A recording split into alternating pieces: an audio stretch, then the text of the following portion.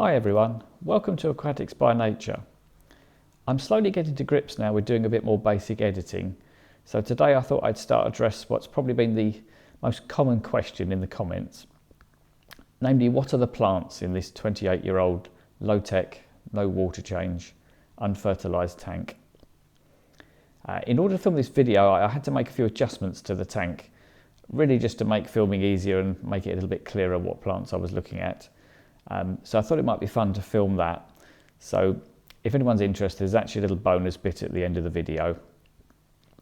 The video also ended up way longer than I originally intended, so I've actually decided to divide it into several parts. But I'll probably make a sort of supercut version just for those who want the sort of basic list of what I grow rather than all the extra info, as it were. As some of you have probably gathered by now, I tend to choose my plants quite carefully. I like them to meet sort of some basic sort of criteria which make them kind of work for the tank for me, really. I like to keep things really simple, functional and low maintenance. So it's really just something I've evolved over the years, just by accident. But to me, each plant needs to have a sort of specific function. It needs to be really easy to grow and incredibly easy to and quick to maintain and sort of keep going. And all of this I like to do without disturbing the substrate. Just for fun, I thought I'd go through the plants starting with the oldest, and then we can gradually work forward to the sort of more recent introductions. Anyway, so firstly I thought I'd come to what must be the most asked about plant in this actual tank, and that's the ruffled or crinkled onion, which is Crinum natans for those who like the names. This plant is actually one of my absolute originals. This was planted way back in 1995, so roughly 28 years ago, exactly in the spot where it is now. It's never been disturbed, it's literally just grown there ever since. It's what you might call rather well established. I would imagine the roots now actually extend the entire base of the tank, I would think. I would think it's one big rectangle of Crinum roots, which is quite a thought if you ever come to remove it, that is. Well, the main function of this plant really is just aesthetic. It's one of the few plants that I grow that I simply grow because I like the look of. It's just such a lovely sort of statement plant to have in the tank. But one of the main things also, it's just such an incredibly easy plant. It's extremely low maintenance. It basically looks after itself. I think the maintenance is practically zero. I take the odd tatty leaf off occasionally, but that's about it. It's also very unusual in that it's one of the very few aquarium plants that actually regularly flowers. This actually tends to flower most Februaries, in actual fact. You can almost set your clock by it. It's pretty regular. I think that's probably because I allow this tank to fluctuate a bit in temperature. I don't run the temperatures that warm in winter, and they come up a little bit in summer, so I think it keeps its sort of seasonal rhythm going. I'm not sure it's going to flower this year though, because it's not actually growing that strongly this year, so we'll have to wait and see. But certainly if it does decide to flower, I'll definitely be filming it, because it's quite astonishing, especially the growth rate. The actual flower bud itself will grow several inches a day. It's quite extraordinary. I should point out that when I planted this plant in 1995, Crinum natans was actually a fairly common plant, albeit rather expensive. I think in those days they were probably about 10 British pounds, something like that. But sadly, for some reason unknown to me, they've got increasingly rare over the years. And you're really lucky if you can even find one at any price. I mean, certainly have a good look if you fancy growing one, but you might struggle a little bit, I'm afraid. But the way I look at it is, if you get 20 years out of it, then it's a bargain, really, pretty much whatever they cost. So anyway, if anyone fancies trying to find one, happy hunting anyway. Next we come to probably the second most asked about plant, certainly in the comments anyway. Thank you so much, by the way, for all the comments. I really love reading them. They're actually incredibly interesting, and it gives me a really good insight into what else you'd like to hear about in the future.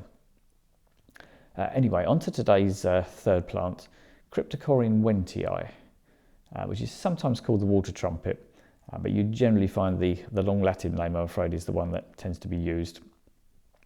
Again, this is one of the absolute originals that was planted back in 1995. It's probably the easiest and most adaptable carpeting plant that I know.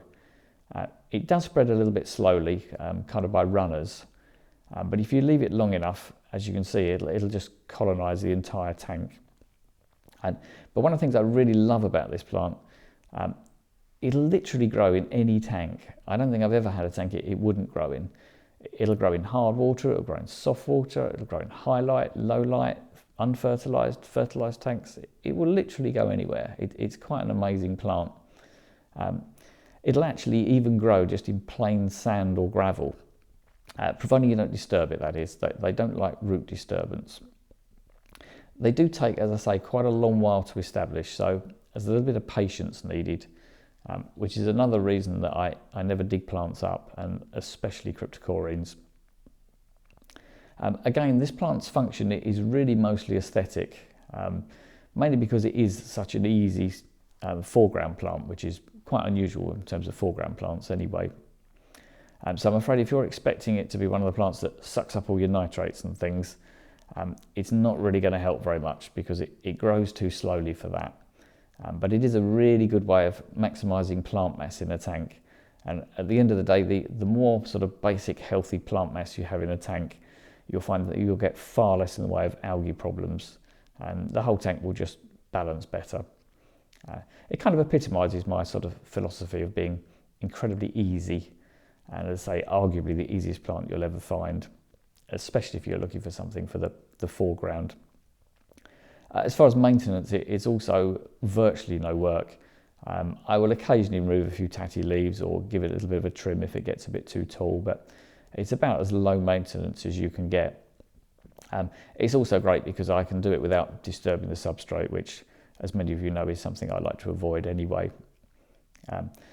This is one of those plants that I probably will make an actual full video about in the future, because I think it really justifies it. There's quite a lot of things that I could add to this video, but it would make it a little bit crazy long. So anyway, on to the next one, Ambulia, Limnophila sessiliflora. I guess for those of you who watched my other videos, it's no great surprise to see this one. But for those of you who haven't, I'll give you a quick rundown of this plant. Firstly, I absolutely love this plant. It's simply stunning. Those fabulous sort of feathery leaves, they'll brighten up any tank. And they're also a fantastic contrast to the Cryptocorynes. They really make each other sort of stand out, so it's really excellent for that. It's also one of the most perfect plants for this sort of natural style, no water change tank. It's an incredibly important and incredibly functional plant, certainly to this tank. So unlike the first two plants, it's much more than just something nice to look at. Because this plant is such a really good strong grower, it'll do wonders for your water quality. It's fantastic at preventing things like nitrate building up, for example, but it actually does way more than that. It'll really improve your water quality overall. But always remember, in order to take advantage of this, you need to remove excess growth, and you need to be able to do that regularly. It's especially true if you're going down, let's say, the no water change route. Not quite so important if you're doing regular water changes. But secondly, in my experience, it has to be the easiest stem plant, certainly for the average aquarium. It's pretty much the only true stem plant that I grow in certainly most of my tanks, and I've done that for many, many years. Again, this tank was one of the original plants that I planted in this tank in 1995, but I've actually had it quite a bit longer than that. It was given to me by a friend who had probably had it for donkey's years before that, to be honest. It's just one of those plants that's really easy and you can keep it going, well, indefinitely really. It'll also, a bit like the Cryptocorynes, it'll grow in virtually any tank. It does need a little bit more light, but as long as you've got reasonably strong light, it's normally fine. It's super adaptable. It'll grow a bit more sort of compactly if it gets good light. It'll be a little bit more stretched out if not, but it's not that fussy at the end of the day. It'll also grow in soft or hard water, so you don't need to worry too much about your water parameters. Again, maintenance-wise, it's incredibly easy and super quick to maintain. So it really fits my sort of criteria, if you like, really well. And if you're like me and you like letting things just evolve naturally, because this plant grows on runners, you can literally just let it meander around the tank. And once it's established, it does this really beautifully on its own, so you don't really have to do very much. All I do really is, if any stems get too big or a little bit overpowering, I just nip them off at the base and then just sort of carefully remove them. I'll actually put a link in the description, because I have a pruning video which will actually demonstrate this a bit more accurately really for you. It also shows how I managed to do this without disturbing the substrate or having to replant the plant, which I'm sure you've gathered by now is something that I avoid at all cost. And I guess actually at some point I really need to make a video detailing exactly why I don't like disturbing the substrate in any of my tanks, so I've definitely got that on the list for the future anyway. Anyway, I think in many ways Ambulia is one of the best sort of almost perfect aquarium plants. It really proves that you don't need something really rare or exotic or difficult to have really nice plants in your tank. There is one slight hiccup, if you like, that I've just discovered. Unfortunately, it seems that for those of you in the USA, this plant is restricted, certainly in some areas anyway. It's obviously such a good grower that it's been classed as invasive in some states, so please be very careful and check before you buy it if you're in many of these states. But it's a lovely plant if you're in a part of the world where we are allowed to grow it. Anyway, I'll leave it there for part one. If you'd like to know more about my naturally balanced, no water change, unfertilised aquariums, I'd be eternally grateful if you subscribe and give me a like.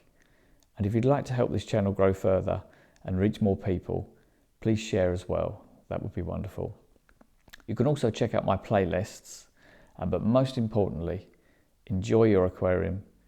Don't be a slave to it. Thanks for watching, and continue watching if you'd like to see a little bit behind the scenes and chill out with the fish for a little while. Thank you.